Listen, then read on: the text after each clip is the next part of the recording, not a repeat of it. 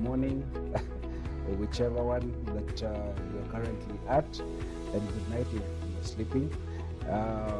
It's always a joy and very exciting to come before you and share with you a few things, exciting stuff. Last week I was very excited and very challenged about, I threw a bit of some challenges to you about giving, and I hope that you're giving. And we always appreciate the feedback that you guys are giving about the topics, about questions that you have, and we always try to promptly respond to the questions that you might have on any show, on any matters that we've addressed, even the matters that you would love for us to share with you or take more time and expound. Money matters are critical matters, because everyone will pretend that they don't love money, but they all love money. Everyone needs money. Even a kid, even an adult, even a grown-up old man or woman, they all appreciate money. So it's important and very exciting to talk about money. And today I have a slightly different topic about savings. And I know many people have savings. I know some few people have ideas about savings. I will not assume that everyone knows about savings, but it's an important part of the financial wholeness and financial well-being. And I'll try and split it up as much as I can. I hope the time allow us to share all this stuff. Last time I didn't talk about quotes that I love, and I've appreciated the feedback about guys saying we love the quotes, we appreciate the quotes, and thank you very much for all of you that have said that we appreciate. And this one I love. It's from Warren Buffett. We all know Warren Buffett, one of the billionaires, the richest man in the world. And he says about savings, do not save what is left after spending, but spend what is left after saving. You start with a saving and spend. Don't spend, then what is left, that's what you save. And then there's another proverb here that says that the art is not making money. Everyone can make money, but keeping it is the art. Saving is the art. Someone else said, Benjamin Franklin said, beware of little expenses, very little expenses, small amounts that you will ignore, that will pass through. Beware of little expenses. A small leak will sink a great ship. You might have a lot of money. I remember my dad sharing a story of a guy that had retired, and he took all the retirement savings and placed them on top of a place that he used to keep the money. And every so often they would go and withdraw from that savings. And with time, the money was finished, and they didn't know what they had. They had a lot that they had not done with the money, because all they did is just make sure that you meet small expenses that are not accounted for. Small leaks. We'll talk about that. And then another one is, it says that it's not your salary that makes you rich. It's your spending habits, your culture, your what you do with the salary. The people who get the salary and the first week, I remember someone asking me, it was 1 week after the salary. Actually, not 1 week. It was actually 2 days after the salary. We'd been paid our salaries. And someone comes to me and asks me, Simon, have we been paid salaries?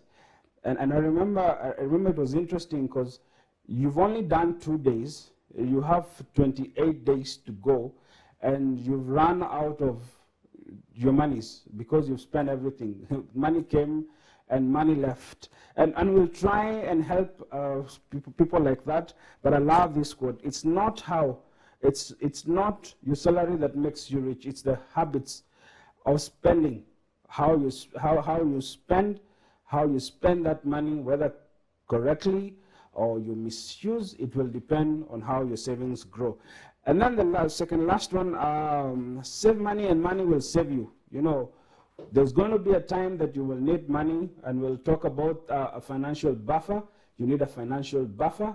Maybe the people who lost their jobs, and maybe they didn't have a buffer, and to last them 3 to 6 months or thereabout, and they struggle. We'll talk about that. And then, and someone said, and this is very important for them that are planning to retire. And even if you're young and you think that retirement will never come, retirement one day will come. But I love this quote. It says, save your money, and you're going to need. Save your money. Let me start again. Save your money. You're going to need twice as much money in your old age as you think. I'm not that young, neither am I that old, so I wouldn't be able to talk about this, but all I would say is that it's important, it's very, very important to make sure that you save your money, because when you come to your old age, you will really, really, really need that money. I had some interesting, I've done some interesting study on some few countries and what makes them have a very good culture of savings. I'll not go into all these countries, but the country that saves the best is Macau. Interestingly, I actually thought China was #1, but there's Macau that is in between Hong Kong and China. And then China comes at #10. It's interesting, very interesting. When you look at the gross domestic savings rate, Macau has 64.3% against the first African country, Republic of Congo. Interesting, 61.3. And then we have #10 as China, 44.9. Interesting. And what makes them grow and what makes them, the economies grow, is their savings. And not only their savings, some of them are rich in wealth and they're able to save. They don't use all their monies. And some of these countries have relatively low taxes as compared to others. And today I'll talk about some of the impediments that we encounter when you're saving. And then I'll talk about some of the reasons and the remedies. I'll talk about how we'll need to save. And I'll talk about interesting stuff about when do you start saving. Very, very interesting. I look forward to that, about when do you start saving. Now, what are some of the impediments of savings? And you will find that with time, the people you would want to, you'll find that the people who want to impress others. Remember a quote that had said that some people buy things to impress people that they don't like, with monies that they don't have. So the people who want to impress, and that money that you're using to impress others, you would be using that money to save. Others do not want to, they want something and they want it now, and they can't wait for tomorrow. I know the people that sell at the marketers would want you to buy now and not tomorrow, but also I'm talking about savings and helping you to buy that item tomorrow, not now, and many other items. So there is that there's that lack of self-control that people are not able to stop or refrain from buying. When they see something, they want to, do I have money? Yes, I'll buy. And we'll talk about some few habits that people have, millennials, baby boomers, and Generation Z.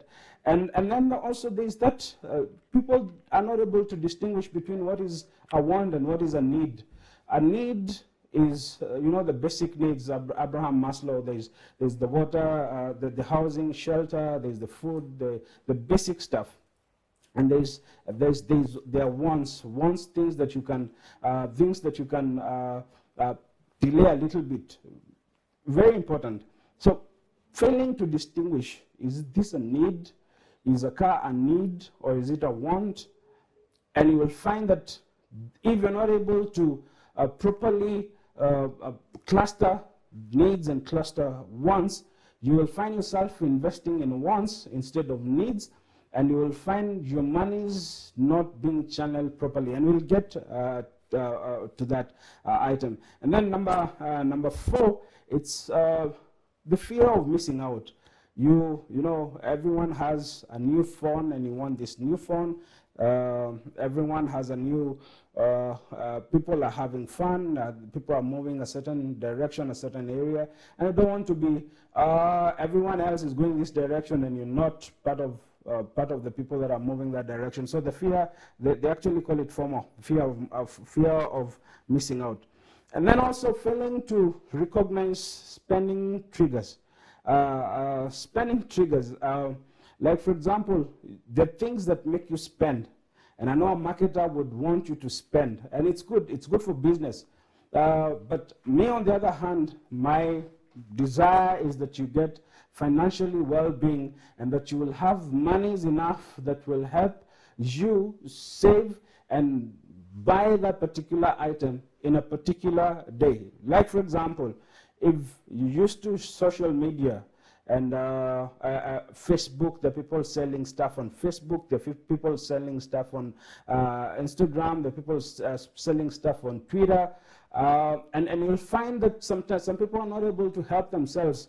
And that's a trigger. It's out there because they're marketing it and they're pushing it to you, to where you are, where you frequent. You frequent Facebook, you frequent Twitter. They're there.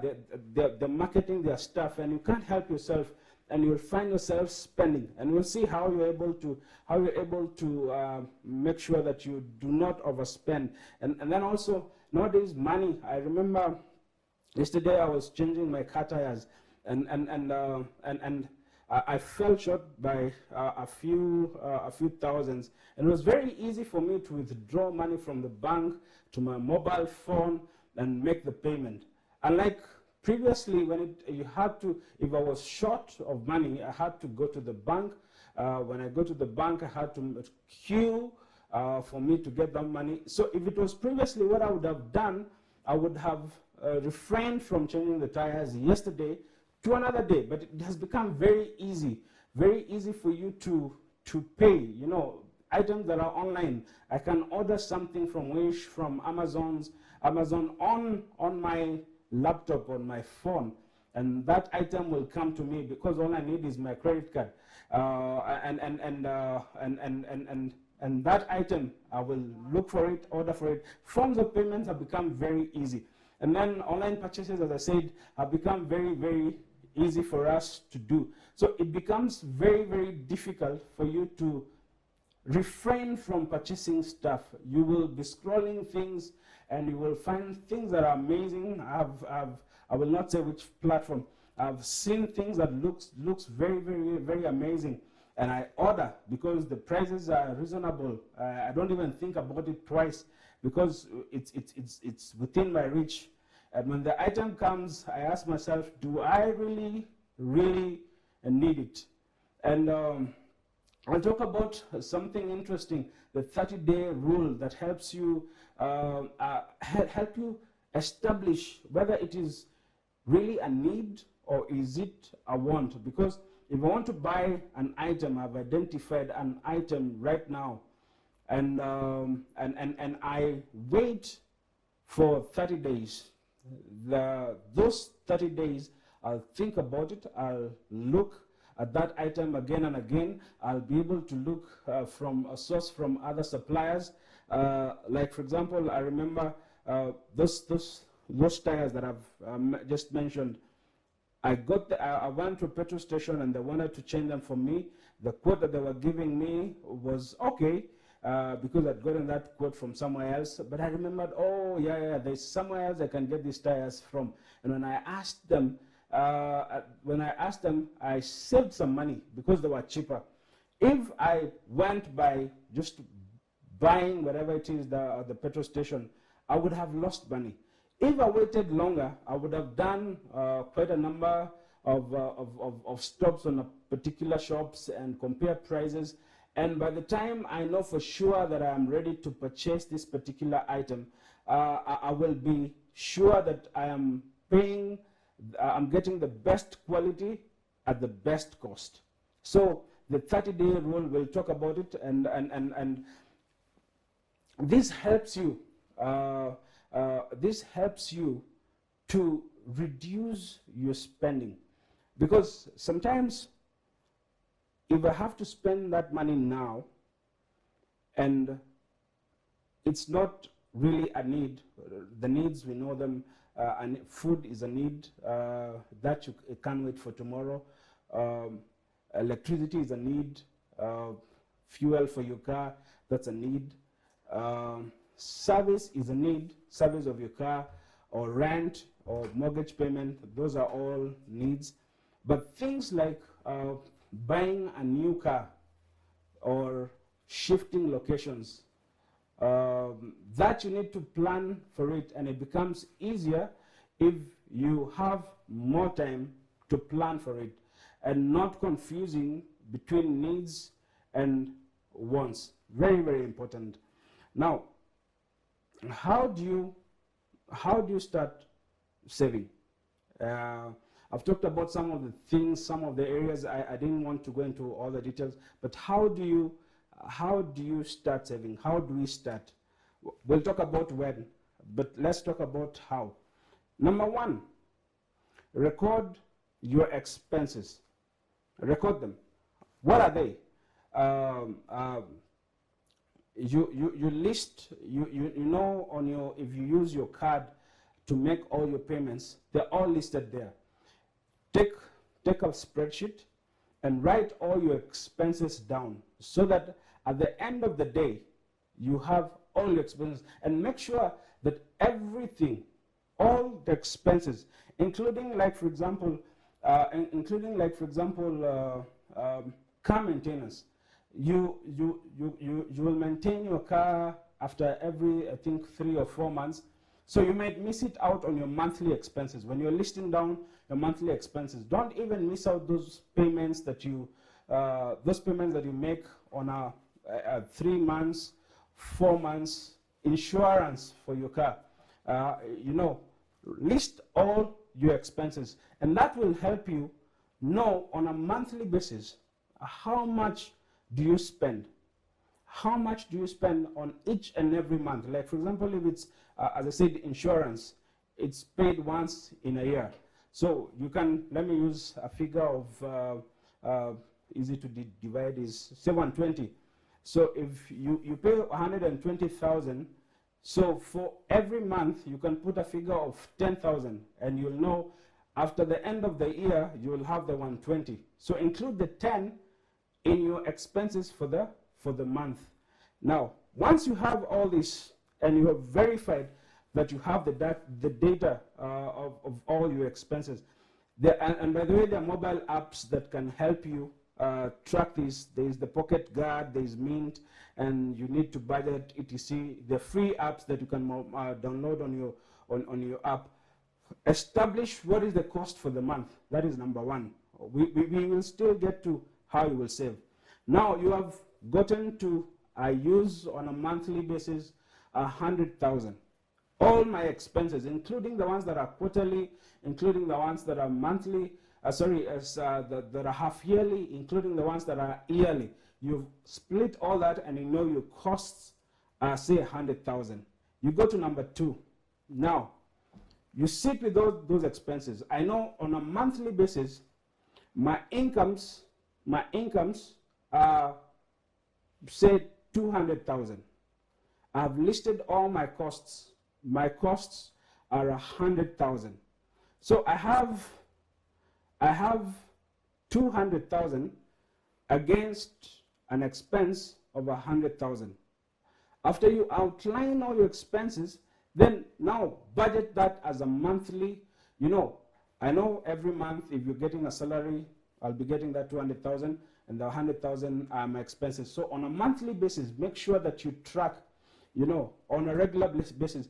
And on that 100,000, make sure that 10 to 15% of your incomes go to savings. So you will have 100, and then out of the 200,000, 10% of that is 20,000. So make sure that on the saving side, you have a 10,000 or 10 to 15%. Put it aside as your savings on a monthly basis. So number 2, budget for your savings. Make sure it's there. It's part of, you've listed your expenses, you have your savings against your incomes. So the income comes in, take 15%. Of course, you pay tithes. Them that are believers in God, you pay your tithes 10%, and then you go to savings 10 to 15%, and then you go to your expenses, which you had listed down. And you can get a spreadsheet that will help you that. And then number 3, you have, like for example, I used 100,000. Assuming your income is 200,000, and your expenses are coming to 200,000 minus savings, you are at 200,000. You do not have any any savings. So it's always good to now go back to your expenses and ensure, number 3 is reduce spending. Ensure, like for example, that monthly subscriptions you do not need. Make sure you remove that of your budget and unsubscribe to those subscriptions that you don't need. Entertainment costs that you don't need. If you do go out on a weekly basis, every Friday you're hanging out with the boys, you can reduce whatever it is that you use when you're hanging out with the boys. You can reduce, say every Sunday you're going out with your family. Reduce the costs by going to a slightly cheaper place. Relook at your expenses and the expenses that you can be able to retweak. Like for example, mortgages you cannot retweak. The expenses that you can be able to retweak or adjust that, so that your income that is static, against your expenses, you are able to put in savings in it. And as I said, millennials, baby boomers, Generation Z, they all have different ways of spending. Yeah, do not be carried away by FOMO, the fear of missing out. You know, you have a life to live. So the things that you have to cut off, the things that you have to reduce, because there was a study that was done and was seen that millennials are out, and millennials is ages between 23 and 38, and millennials have a tendency of being on social media, and they get most of the information on products on social media. 60% of the information on items that they want to spend on, they get it on social media, and you'll find that they're able, as I said earlier, they're able to use a lot of their monies that they make by making payments on social media, making decisions on items that they find on social media. So it's always important to relook at your items. The ones that you can retweak, as I said again, reduce them. Because our idea is to reduce the amounts that you spend, and then make sure that you have monies that you're saving on a monthly basis.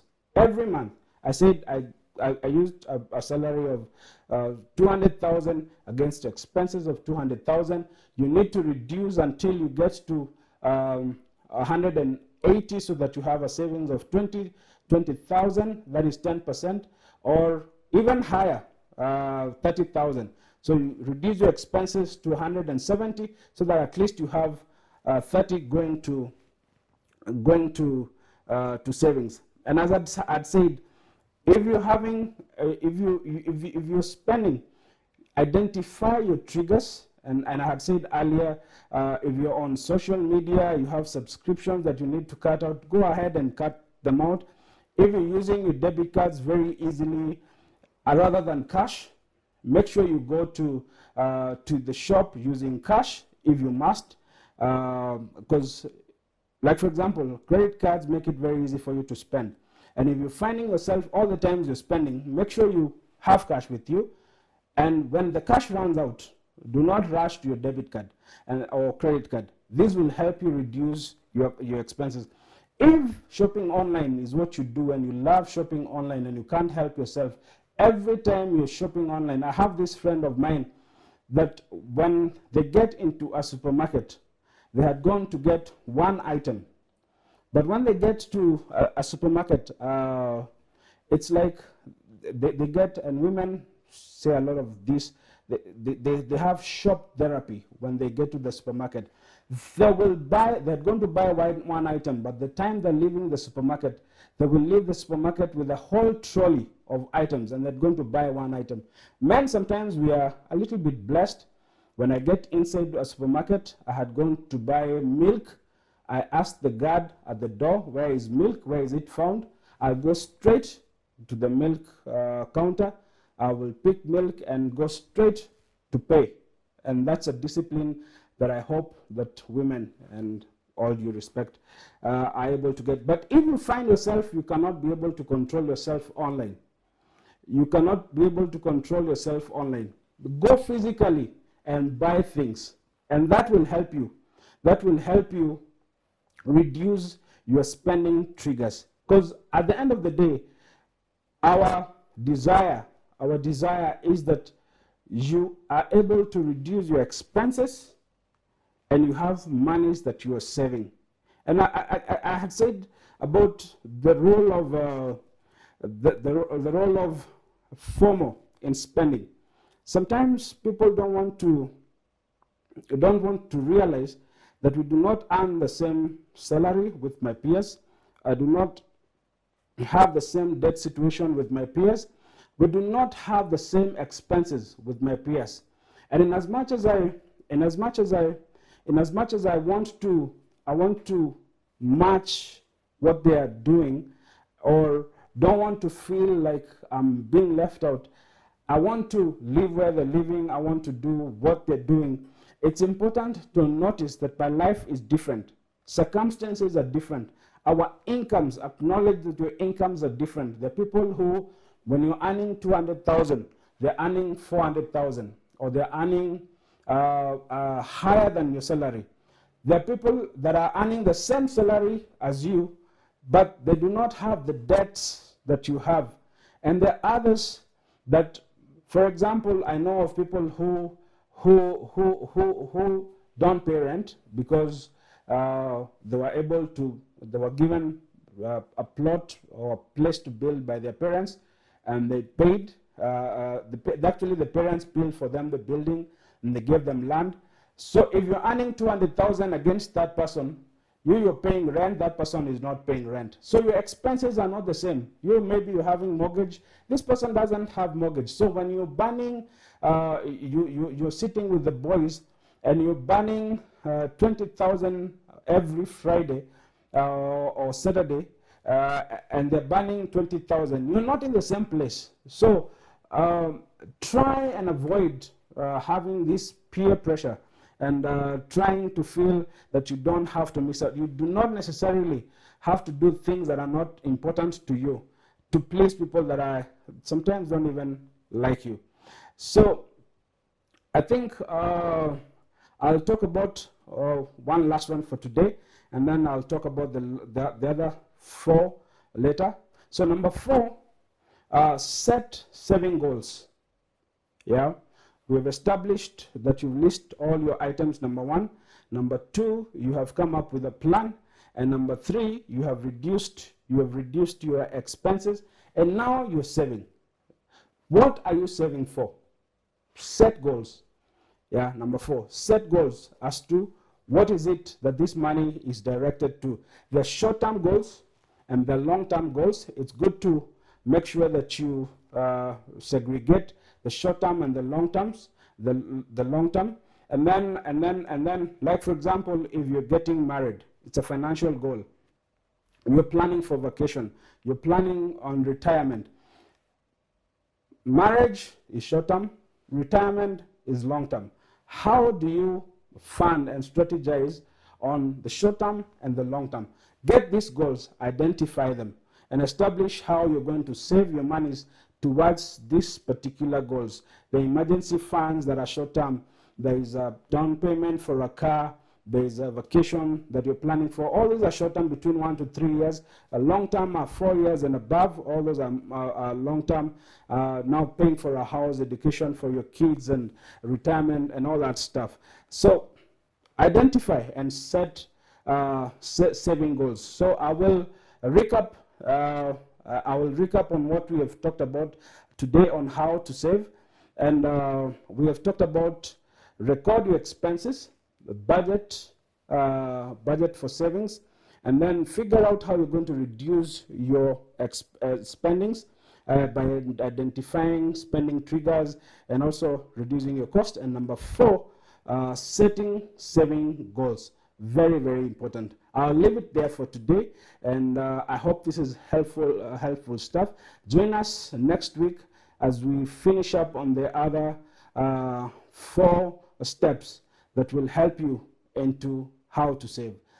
With that, I'll leave it at that. God bless you, and have a wonderful night, have a wonderful day, have a wonderful evening, have a wonderful afternoon. It's always a joy being in front of you. Thank you.